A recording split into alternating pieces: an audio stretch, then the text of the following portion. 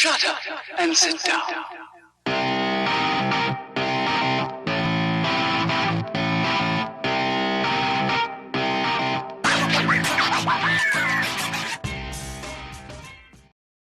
Hi everyone and welcome back. Today I'm going to take you on a little ride. A cringe ride. Feminist slam poetry. Yay! Now don't worry, it's not the worst one out there, but it's still feminist slam poetry. So without further ado, the Pocket Feminist. Pocket-sized feminism. The only other girl at the party is ranting about feminism. The audience a sea of rape jokes and snapbacks and styrofoam cups, and me. They gawk at her mouth like it is a drain clogged with too many opinions. Look, people are at the party for one reason, and that's to have fun. Having someone push feminist narrative down your throat at every chance they get isn't fun for most people. And if you push the narrative that, oh, all men are fucking rapists, then of course you will get backlash for that. I shoot her an empathetic glance and say nothing. This house is for wallpaper women. What good is wallpaper that speaks? You what now? Did you just compare women to wallpaper? Or are you saying that men consider women wallpaper that should just sit there, look pretty, and not speak? If so, then you are insane. Speaking up against feminism doesn't make you a misogynist. I want to stand up, but if I do, whose coffee table silence will these boys rest their feet on? These boys. I want to stand up, but if I do, what if someone takes my spot? I want to stand up, but if I do, what if everyone notices I've been sitting this whole time? Yeah, so basically what you're saying here is that you're a coward. A coward for not sticking up for your friend, or if it was not your friend, your fellow feminist. You should have tried to convince your friend or fellow feminist that a party might not be the best venue to discuss feminist issues. I'm ashamed of keeping my feminism in my pocket until it is convenient not to, like at poetry slams or women's studies classes. There are days I want people to like me more than I want to change the world. Yes, being liked is part of the human condition. You want to be around people who like you. And you want to have people you like around you. And being ostracized isn't a nice experience. So you need to know when to pick a fight and when not to.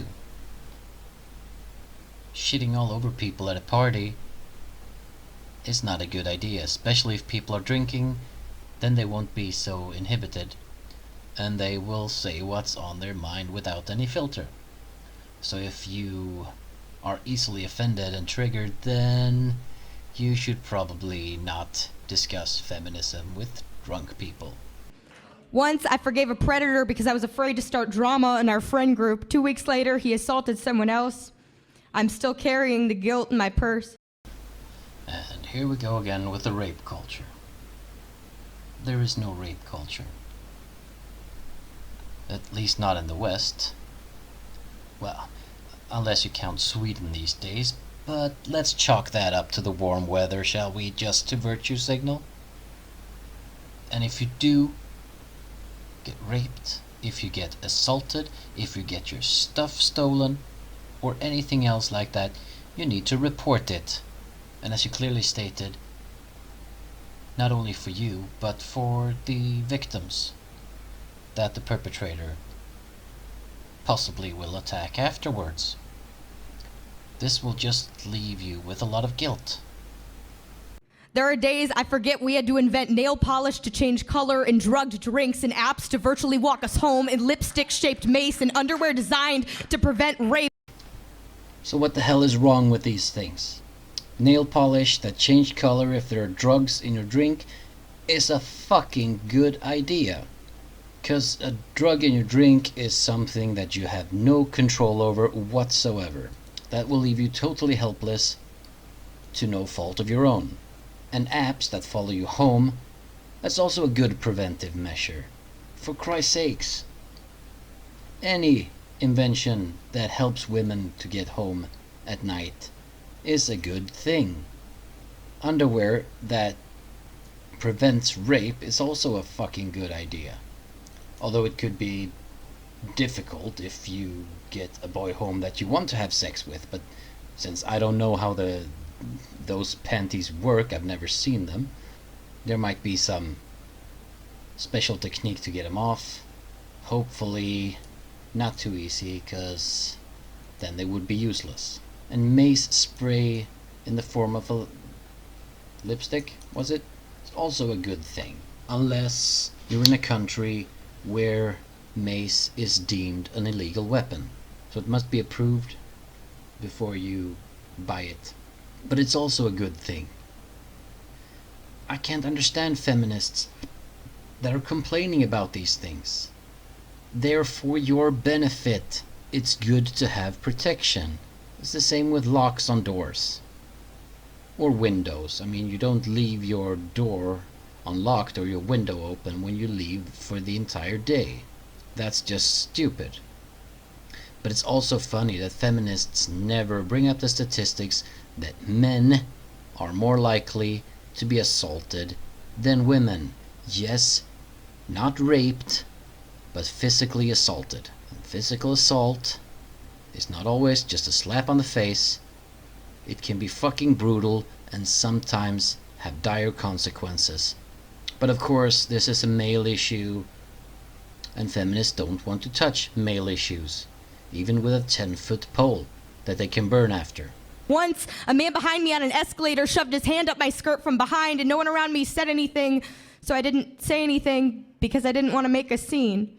Hey, moron! Fucking moron! Thanks, Undoomed, for your lovely and precise description. You're always so eloquent. I mean, seriously, how dumb can you be? You're on an escalator. There are many people. You are standing tightly enclosed with other people. It's kind of hard to see what someone else does. If you don't show discontent, if you don't say what the fuck are you doing, why is your hand up my skirt, nothing is going to happen. For all the other people on the escalator knew, he might have been your boyfriend. But you, my dear lady, are just a coward. You can't expect other people to know what you're thinking, or what the pervert behind you was thinking. We can't. And hopefully we never will. So unless you speak up, there will be no change. And by change, I don't mean saying to all men you should not rape. We know this. It is ingrained in us. We've heard this all our lives, more or less. And any normal, rational person wouldn't do these things. Once, an adult man made a necklace out of his hands for me, and I still wake up in hot sweats, haunted with images of the herd of girls he assaulted after I didn't report. All younger than me. How am I to forgive myself for doing nothing in the mouth of trauma? Is silence not an act of violence too? He made a necklace for you. Out of hands, though, that's kind of disturbing. But he made a necklace of you, that's sweet. Yet again, little missy, you're a fucking coward. I wonder if this event happened before or after the rape. Because if it happened after, then you're even more stupid than you look. Then you have learned nothing from previous events and actions. But either way, as I said before, report it, let the police investigate, and then see what happens. If it is a true allegation, then there is corroborating evidence, then that person will most likely go to jail. Once, my dad informed me sexism is dead and reminded me to always carry pepper spray in the same breath. We accept this state of constant fear is just another component of being a girl. We text each other when we get home safe, and it does not occur to us that not all of our guy friends have to do the same. Telling your daughter to carry pepper spray has nothing to do with sexism. It has to do with protection. Jesus Christ. Your dad was concerned about your safety. Fuck. Why did I do this fucking video? Just... Ugh. What was the next part? Oh yeah. Women text each other when they get home. Is it bad to text your friends that you're home safely? No. It means that your friends know that you're safe and you know that they are safe. The only reason that men don't do this is because we are stupid sometimes. Hell, it's the same thing with going to the doctors. Men usually don't go to the doctors. We have a it'll work out attitude. It'll fix itself. It's the same way with going home at night. We'll follow a girl to the door to keep her safe and make sure she isn't raped, and then we walk home all alone, with the potential of getting physically assaulted. And if you think it's stupid mainly because men don't do it too, then you're even more stupid. We are surrounded by boys who hang up our naked posters and fantasize about choking us and watch movies that we get murdered in. Oh, shit. Oh.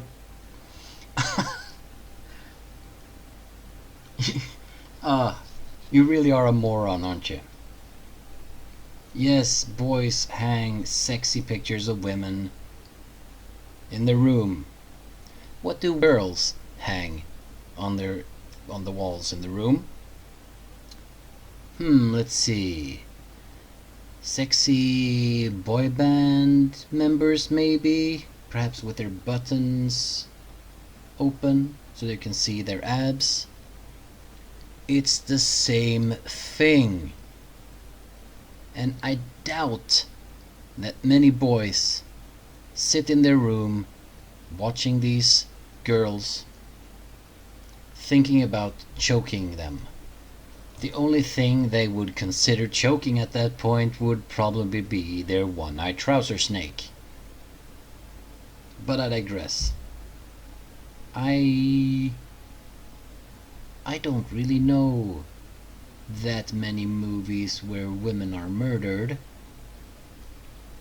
I do, however, know a hell of a lot more movies where men are murdered.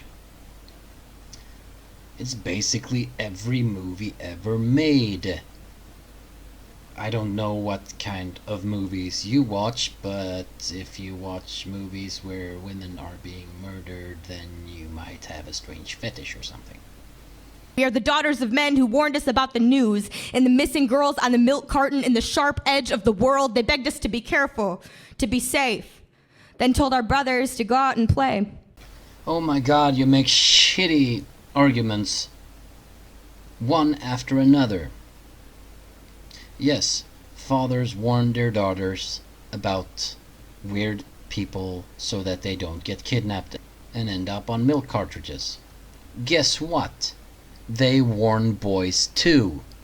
Where do you think stranger danger come from? Or don't go into a car with someone you don't know. Boys are told this too. They're not just told go outside and play. It's fucking moronic.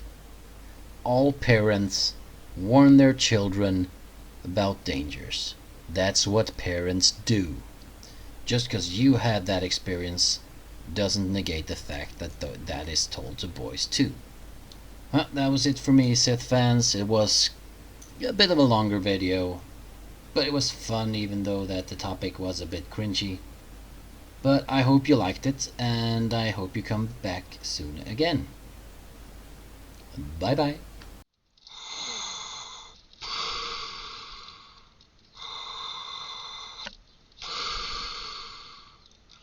May the facts be with you, always.